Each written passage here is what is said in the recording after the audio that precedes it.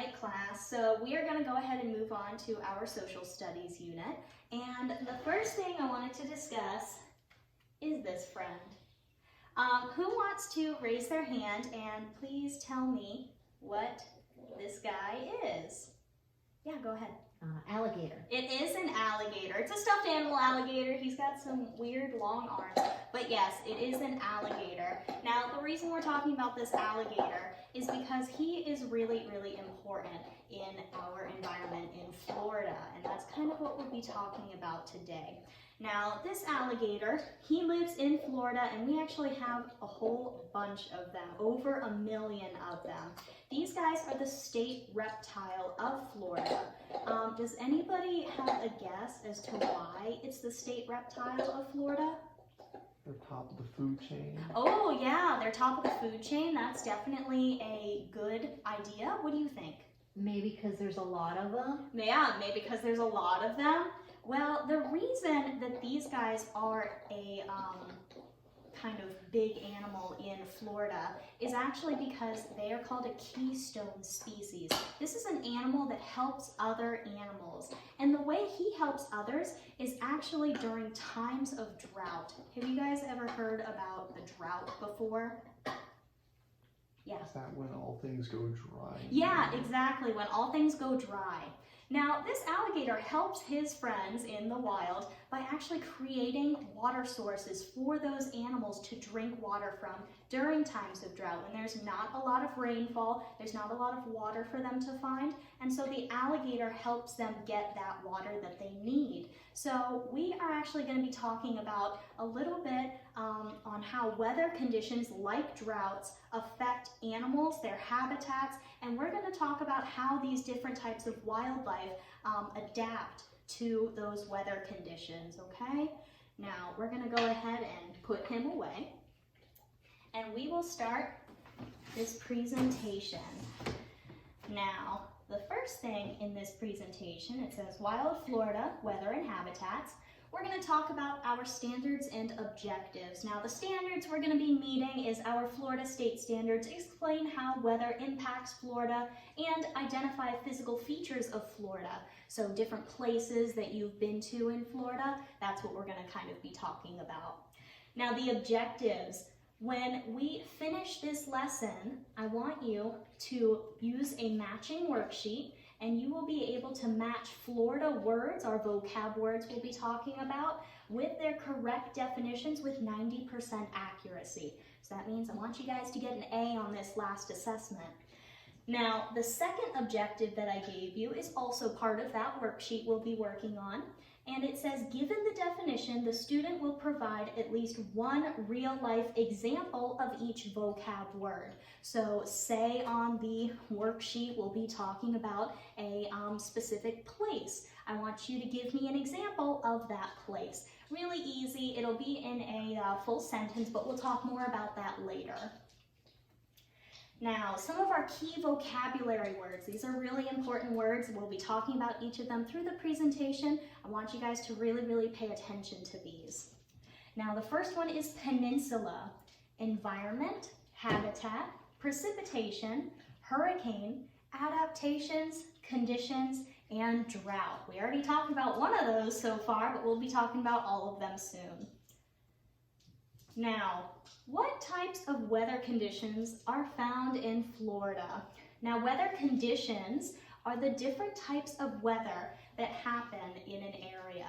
So, if you guys want to raise your hands, give me an example of a weather condition you can find in Florida. Yeah, go ahead. Hurricanes. Hurricanes, yeah, exactly. That's a kind of extreme weather. Yeah, you got your hand up? Yep.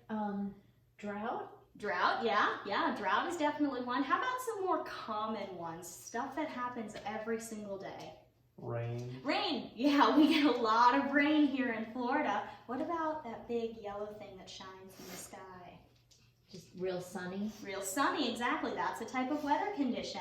So here in Florida, we have quite the number of weather conditions. Sunshine and sunny, rain and rainy, windy is even a weather condition, heat or really, really hot.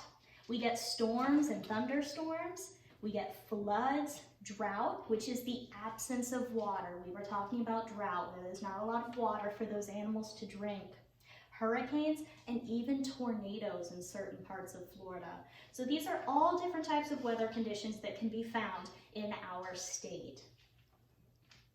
Now, sometimes we hear about weather conditions that we are not so familiar with.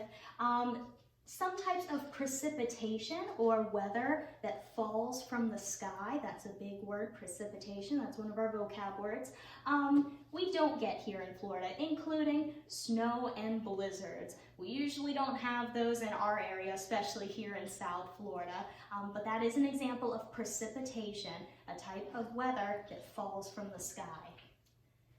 Now next we'll be watching a short video about extreme weather, kind of like hurricanes and tornadoes. Pretend to play that.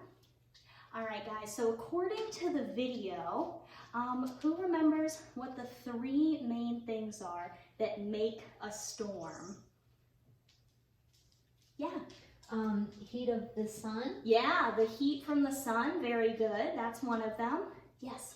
Water in the air. Water in the air, very good. Okay, there's one more. Anybody else got it?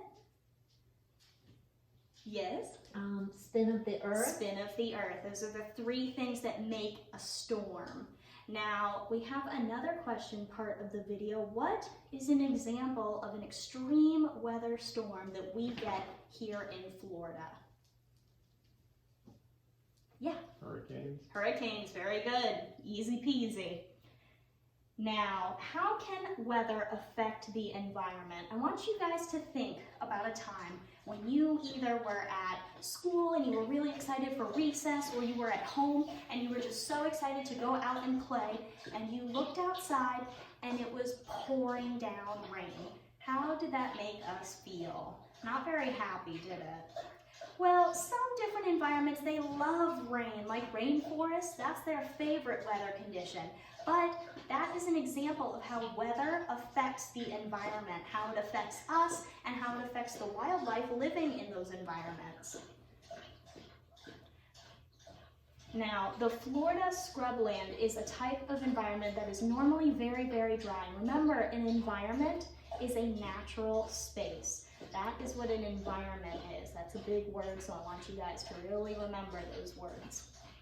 Now, the Florida scrubland is a dry habitat or natural home to wildlife. So think of habitat as home. They both start with the letter H, so that's a really easy way for you to remember what those words mean. Now, these types of animals that live in the Florida scrublands, they are adapted to living in very dry areas, like this gopher tortoise up here. He is adapted to living in dry areas, so he actually does not like to drink water. That gopher tortoise actually only gets water from different plants that he eats. He is an herbivore, so he is not interested in finding any kind of water. So do you think drought really bothers him? No. But what about a flood? What if there was so much rain that he's not used to, he doesn't know what to do with himself? Well, animals and wildlife adapt to their environment. So this gopher tortoise, he creates a burrow out in the wild. And that burrow can actually collect all the excess water and rainwater and disperse it into the ground really easily, so that way that water is not sitting. So the flood dissipates really, really easily. So the gopher tortoise, he adapts to his environment. Now, the next one we'll be talking about are swamps. Now, swamps are very, very wet areas. They are basically a big freshwater lake or pond that has a lot of natural trees and bushes and plant life. Now, swamps are the prime example of the alligator habitat. So, in these swamps, this is where the alligator could potentially go through times of drought, where he's losing that water because it is really dry out, we're not getting a lot of rain, but he is adapted to helping that environment by creating his alligator holes and providing that drinking water for the other animals. Now, you're gonna notice I have kind of a silly picture right here. That is an alligator snout, And here in Florida, like I said, we don't really get times of snow or blizzards, but we do go through cold spells every once in a while. And those cold spells can actually be very, very chilly and a little shocking to our wild animals. But they get used to it, they adapt. So this alligator, he's actually frozen in the lake. That is his nose, and all around him is ice. He is frozen in that lake.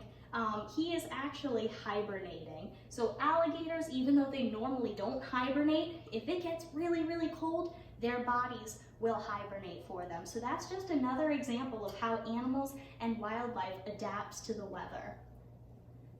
Now, we also have beaches. Now, here in Florida, we are called a peninsula. What that means is we have water surrounding 3 sides. We are not an island, we're not free floating in the ocean. We are surrounded by 3 areas of water. Now, our beaches, we basically have them all over, but they are usually the first place to be hit by hurricanes. Now, hurricanes are large tropical cyclones. That's what a hurricane is. And tropical cyclones will hit the beach first because they generate in the ocean. So that is what the hurricane is. And normally, when it hits the beach first, it causes a lot of dysfunction in the ocean, in the sand, in the palm trees kind of growth pattern. But these animals and this wildlife adapts. So the fish that are living along the beach shore, they can feel when a cyclone is coming, and they actually go into deeper waters to stay safe. And the palm trees and other plant life that lives on the beaches, they develop thick, long roots that grow deep, deep into the sand, and it prevents them from being blown around by all that wind. So just another example of how the environment adapts. Now it's your turn. So we are going to be pairing up with one other person from your group. So I want you in groups of 2, and we are going to be drawing out our own habitat and how it gets affected by the weather. So I have 2 cups here. One is labeled habitats, one is labeled weather. And with your group, you are going to draw out a piece of paper that says a habitat, and you're going to be drawing out a weather card. And what you are doing with your group member is you are going to draw out the habitat and how it gets affected by the weather. Now, when we draw this out, I want you to really, really think about the fact that this weather can happen to our natural habitat. So I really want you and your partner to think and pass ideas on how this weather impacts the environment and how this environment can adapt to it. So go ahead and pick out your habitat and your weather.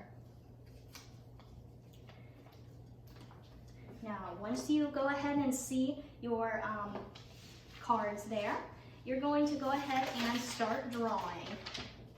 And once you guys are finished drawing, we're going to discuss with the rest of the class. We're going to be talking about our answers. We're going to be kind of doing a discussion on it and see how well you did. And hopefully we can make some nice drawings out of this.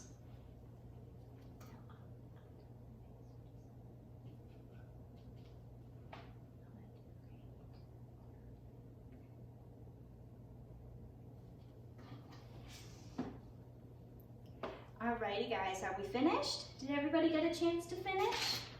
Alrighty, so let's go ahead and start with group 1. Go ahead and let me see your paper. Oh, look how beautiful and colorful. So, can you guys tell me what habitat you got out of the cup? We got a raining swamp.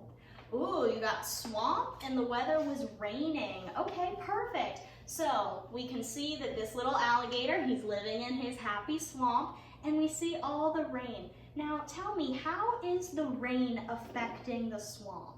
It's causing the water to rise. Yeah, very good. The water is rising. Oh, so that's what all of that was. Okay, so yes, the water is rising. Now, do you think that alligator is going to be happy about the water rising, or is he a little nervous? He thinks, oh no, something bad is going to happen. What do you think? He's really happy. He is happy, yeah. Lots of water in the swamp. It doesn't really do much damage to our animals and to our ecosystem.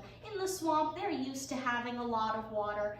It's not very detrimental. So this is a perfect example of how the weather can affect a habitat. So great job, guys. Now, once everybody has completed theirs and we discussed, we're going to go ahead and move on to our final assessment. Now remember, this is the final vocab test that we'll be discussing. So I'm going to pass these out and then we're going to go ahead and talk about the instructions for it. Now, you're going to notice on this sheet, we have a vocab list right up here at the top, and then we have 8 questions with the definition described.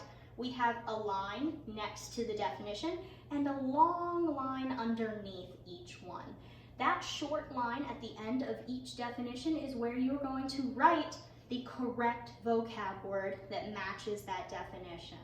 Now, once you've labeled all the definitions, I want you to go back to question 1 and you are going to write in a complete sentence and one real-life example of that vocab word, okay? So we're going to be kind of talking about the different vocab words that we learned in our PowerPoint and in our video, and you're gonna write the vocab word, then in a complete sentence, give me a example in the real world, and then once you're finished, you can go ahead and give me your papers, and then if we have time, you're able to silently read until we're all finished. So go ahead and complete those real fast.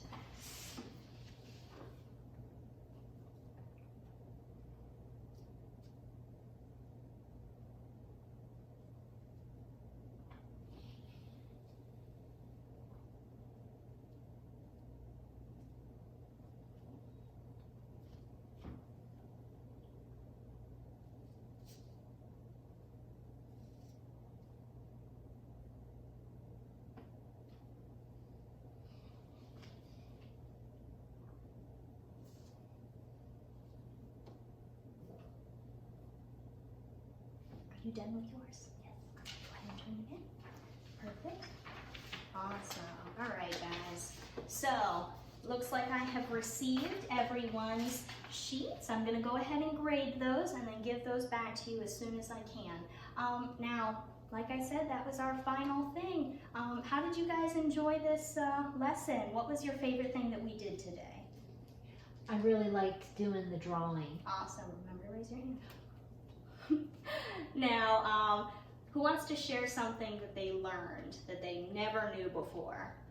Anybody have anything that they never really knew about? Yeah. The importance of keystone species. Oh, very good. Keystone species. That's why they're called a keystone species, because they kind of are the key. They're the keystone. Have you ever heard of that term? It's like a bridge, the keystone. If you take it away, everything crumbles. So that's why they're called that. Yep, so they're really, really important. Now, remember how we started this lesson with our little alligator. We've kind of learned quite a bit about him. We started out talking about how he helps his animal friends with his droughts, but we also learned something really cool about him. Does anybody remember what he does when it gets really cold out? He goes into hibernation. Very good. Remember to raise your hand. Yes, he goes into hibernation. So he can actually freeze with the water around him. So this alligator is really cool. Now, after reviewing this lesson, I really feel like all of you did a very good job kind of keeping pace with everything. And I hope to see that you guys were able to complete those assessments with that 90% accuracy that we talked about.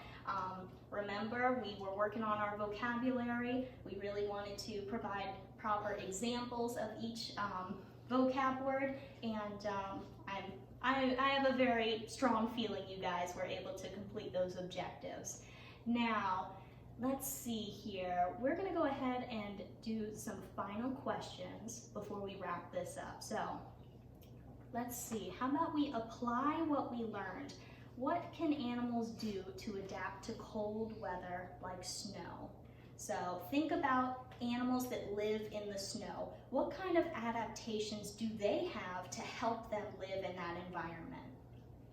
What do you think? Maybe they grow more fur. Yeah, excellent. They grow a lot of fur, thick fur. That's perfect, yes. Now let's see here. Explain how the gopher tortoise burrows help environments during floods. Who remembers? Yeah.